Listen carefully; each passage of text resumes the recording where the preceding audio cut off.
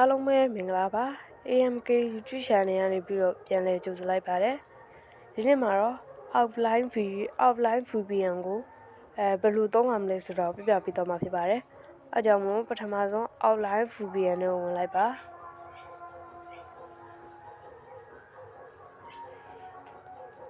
ဒီမှာဆိုရင်တော့ကျွန်တော်မှာတော့ United States နဲ့ရှိထားတဲ့ဟာတစ်ခုရှိပါတယ်ဒါပေမဲ့အသစ်ထည့်ခြင်းနဲ့ဆိုဒီဘက်ကအပေါင်းပုံစံလေးကိုနှိပ်လိုက်ပါ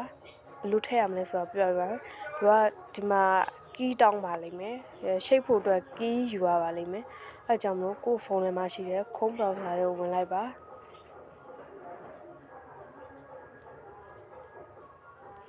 ပြီးရင်တော့ search bar မှာ outline key ဆိုပြီးမှရိုက်ချလိုက်ပါမှာပေါ်လာပါလိမ့်မယ် outline VPN access key ဆိုတော့အဲ့ဒါလေးကိုနှိပ်လိုက်ပါပေါ်ဆုံးမှာပေါ်လာတဲ့ access key ဆိုတာလေးကိုနှိပ်လိုက်ပါပေါ်ဆုံးမှာပေါ်လာတဲ့ဟာလေးကိုနှိပ်လိုက်ပါအဲဆိုတော့ဒီလိုပေါ်လာပါလိမ့်မယ်နော်ဒီမှာ get outline ဆိုတာလေးကိုထည့်နှိပ်လိုက်ပါ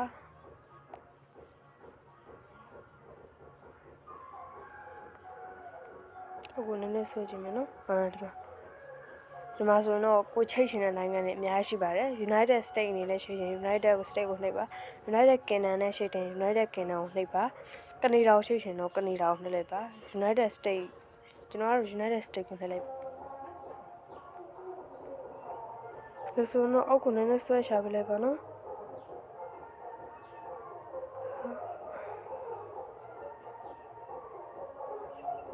ဘယ်ဟာ quality ပိုကောင်းလဲဆိုတော့ကြည့်လိုက်ပါ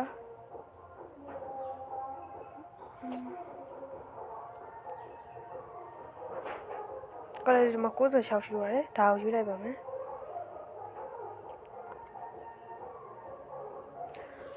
VPN ချိတ်ဖို့အတွက်ဘာတွေလိုလဲဆိုတော့ပြပြပေးပါမယ် VPN ချိတ်ဖို့အတွက်ဆိုရင်တော့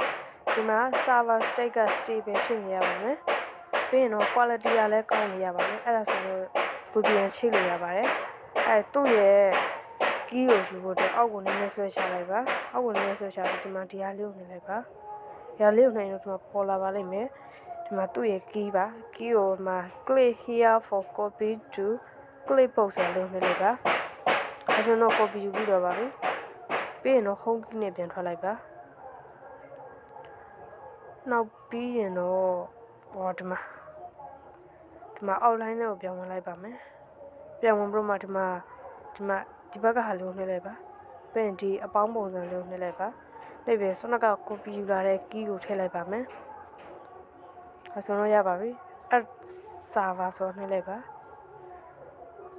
ဒါဆိုတော့ဒီမှာသူ့ရဲ့ဆွမ်းက key အသက်ပေါ့နော် key ထည့်လိုက်တဲ့ key ပေါ်လာပါလိမ့်မယ်အဲ့ဒါလို့ contact အောင်နှိပ်လိုက်ပါ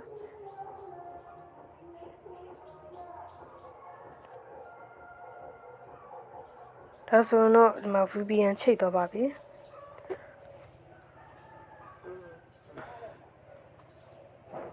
ပြီးရင်တော့ကိုလိုချင်တဲ့အတိုင်းသုံးလို့ရပါပြီခင်ဗျ